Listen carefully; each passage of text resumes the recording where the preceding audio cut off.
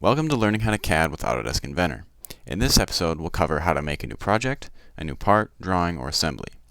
And then we'll go into each of them a little bit in depth, but we'll get into them a lot more later on. So to start off, we're going to make a new project so we can keep all our files in one folder so that we can use assemblies and not lose any files because they're in the wrong folders. As you can see, I have last season's FTC robot, this season's FTC robot, last season's FRC robot, and some just general projects I've worked on. So to make a new project, we're going to click New, and then go down here and click Projects. And then from here, we're going to make a new project, so we want to go down here and click New, and then Next, and then we can click on these three dots to browse where we want to place our project. So I'm just going to place that in a folder that I already made, right there. And then I'm going to call it Tutorials. And then you can click Next or Finish. I'll just show you what happens when I click Next. You don't really have to change anything on this page, so you can just click Finish from the last one if you want. And then Done. And then if it doesn't automatically show up, just click this drop down and it should change. If it doesn't change, just go down and click on the project you just made.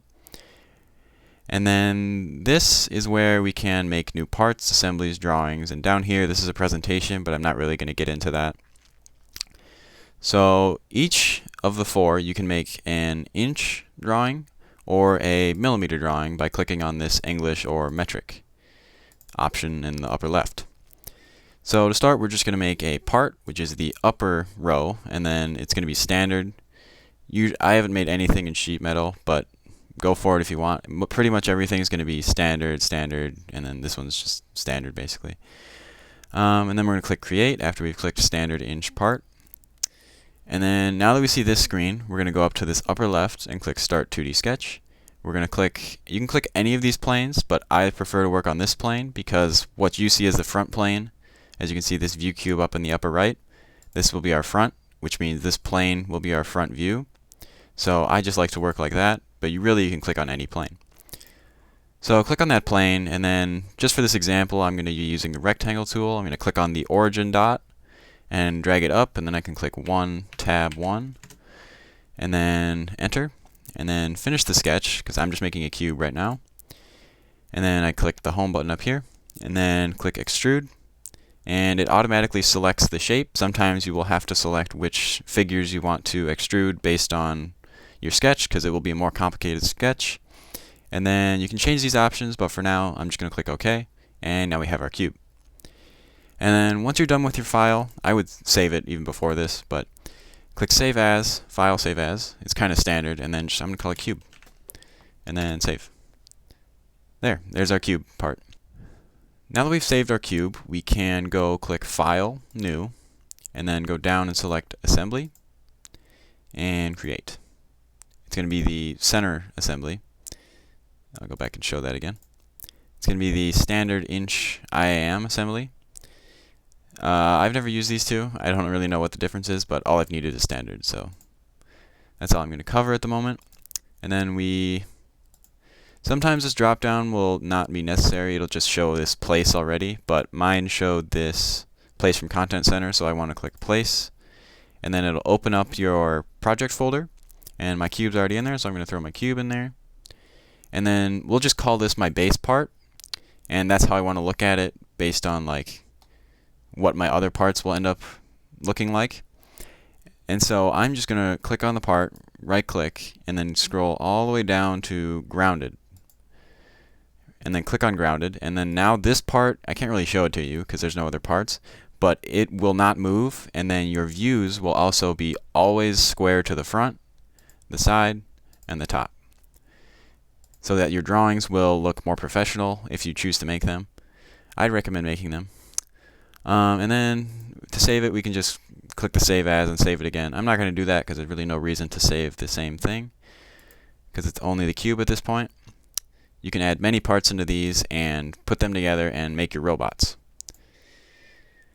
So we've closed out of our last tab, our assembly tab. So now we're going to go click New and then go down to ANSI Inch IDW. This is your standard drawing file. This is a more cross-platform file, but for just Inventor, we only want this one. It's simpler to use.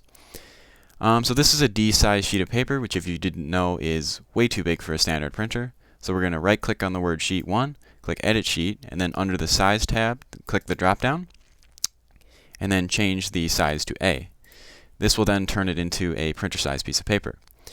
This box with like information down here is just it's called a title block. It will help you communicate with a manufacturer, or in our case the mechanical department, what the part is called, where it goes, and information such as that. But for FTC, you can usually just delete it. So once we've done this, we can click our base up in this upper left, and then our part we want to place already is open, but if you want to change which part you want to open, you click this folder with the spyglass in front of it, and you can kind of select whatever part. I don't need to do that, so I'm not going to do that. So for now, I'm just going to change the option to this hidden line removed. I'll get into that in a moment. And then we're going to click above to the right and up to the upper right. There's some standards for these views, but they're a little more in-depth than I want to cover, especially for parts that aren't really going to need to be manufactured. And then, so these three options, the hidden line removed, and the shaded options. The shaded will look kind of like it is now. The hidden line removed will just be the edges, and the hidden line, and the one with the hidden line, will be all the edges with the edges behind it that you can't see.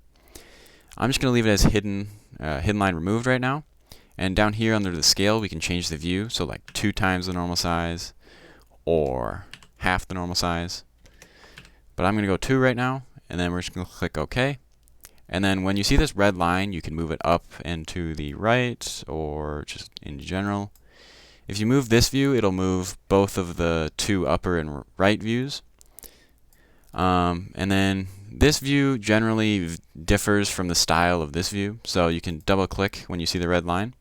And I'm just going to change it to shaded, and as you can see, it's now shaded with edges. So from here you can annotate it, add dimensions, and like this, add dimensions. But this is all I'm going to go into right now. So from there, File, Save As, save it wherever you want it, probably in that folder we created earlier.